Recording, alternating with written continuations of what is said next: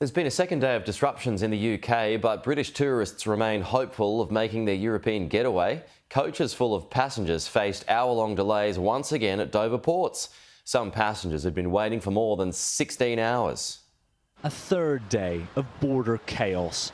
Hundreds of tour groups, the majority of them children, stranded for up to 20 hours. Many have had little sleep and little to eat besides crisps. Predictions by port authorities that normal service would resume by Sunday were wide of the mark. Now we've been told that for every coach in front of you, it's going to be an hour. So I think we were four coaches back. We're going to go and get pizzas now, but we're fingers crossed that the police officer is right with an hour each and that I don't turn up back with 50 pizzas and no students. And getting to France is only part of the battle. Coach drivers are reaching their shift limits. With no one to drive the rest of the way, some teachers are being forced to give up. One of the worst conversations I've certainly had to have with students in my career. They took it really well, but they're obviously disappointed and deflated.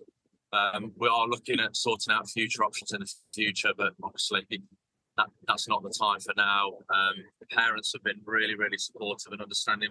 As to what's causing all this, well, it's partly very high demand over the Easter holidays. It's partly bad weather, disrupting crossings and creating a backlog. But then there's the inescapable fact that because of Brexit, it now takes considerably longer to process the passengers' passports than it did before. And according to one travel expert, it's about to get much worse. The only compensation you have is the emotional compensation of having a blue British passport. These people are having an absolutely horrible time, and I'm so sorry. And it's going to get worse because the entry-exit system, again, which we signed up for, is going to require all those people on those coaches to have their facial biometrics taken and their fingerprints. The Home Secretary denied Brexit was to blame and instead urged people to have patience.